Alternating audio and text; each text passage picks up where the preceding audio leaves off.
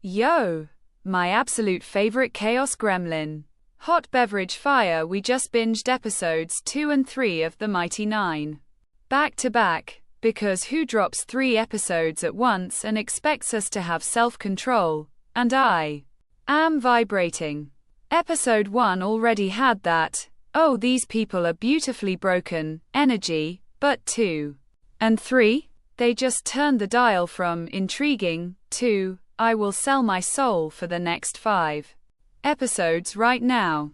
Same feral, electric rush as that Clevertess episode 1 drop, zero chill, all heart-exploding chaos, and I'm here for every second of it. Let's scream about it like we're the only 2 people left in the cafe after closing.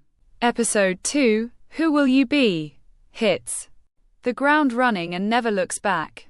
We open right after the shipwreck from episode 1. Fjord wakes up half drowned, coughing up seawater, and suddenly, magic? Like, actual eldritch blast out of his chest. What the hell is happening to me? Magic.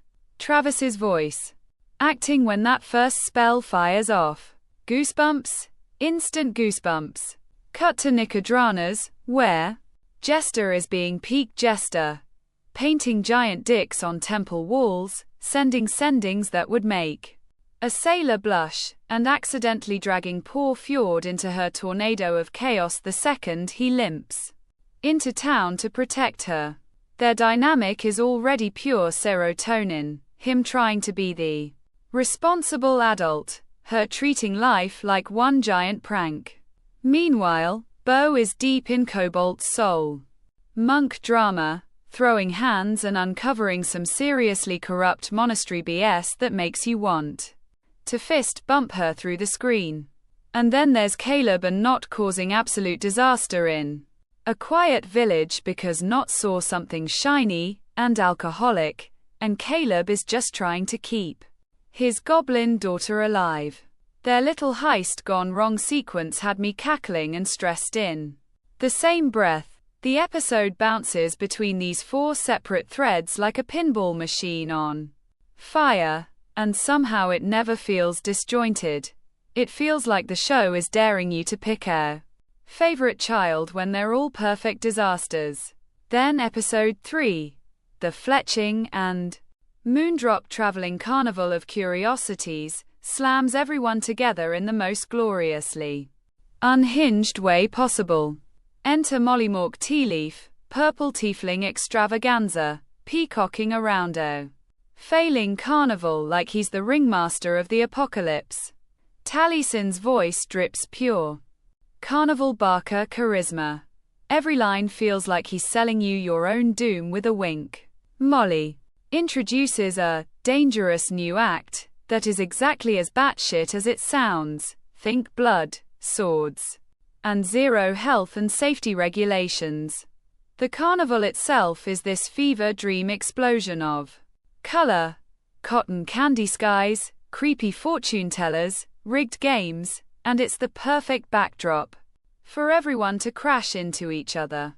Beau sneaks off for a shady meeting with her informant, and punches feelings, as Beau does. Jester drags Fjord on the least relaxing, fun day ever, and Caleb and Nott try to steal some ultra-rare magic component because of course they do. The whole thing builds to a massive set-piece brawl that had me literally yelling, "Yes, Queen, and King, and Goblin, and Warlock," at my TV. By the end, these 7 walking red flags are staring at each other like, so, group project from hell, and the found family spark is already igniting. The vibe is darker, funnier, hornier, and way more mature than anything Vox Machina threw at us this early. We're talking moral gray areas, trauma breadcrumbs, and pranks that escalate into near-death experiences. I'm obsessed. Titmouse heard, darker and more mature, and said, "Hold my sake." The art style has leveled up hard from Vox Machina, still that signature bold line work and fluid action, but they've leaned heavy into Japanese anime influences this time. Character designs are sharper, sexier, more expressive. Fjord's brooding jawline could cut glass. Jester's eyes are massive pools of chaotic joy. Molly's coat flows like it has its own dramatic soundtrack. The color palette flips between sun-drenched Nicodranas beaches and the sickly sweet neon of the Carnival at night, and every frame is dripping with atmosphere. Fight choreography. Insane.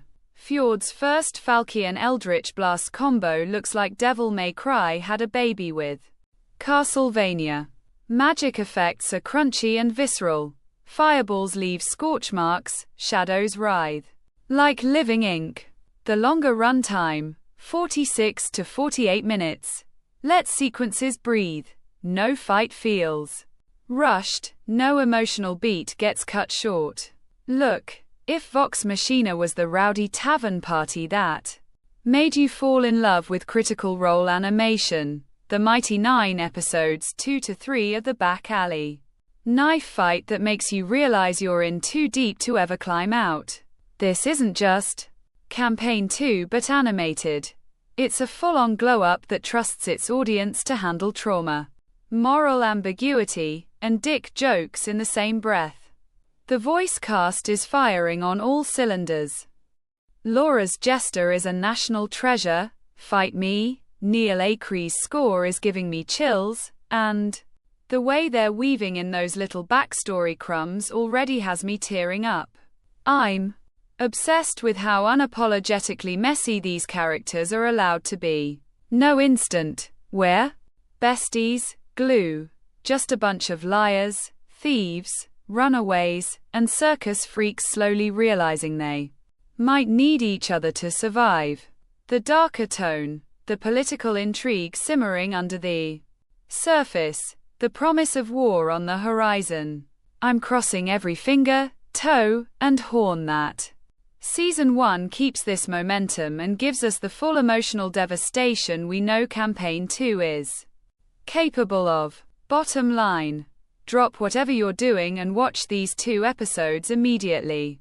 Then come scream at me when you're done, because I need someone to yell about Molly's everything with. The Mighty Nine isn't just good, it might end up being the best thing Critical Role has ever put on screen. 11 tenths, no notes, send help, and send episode 4 now. Amazon.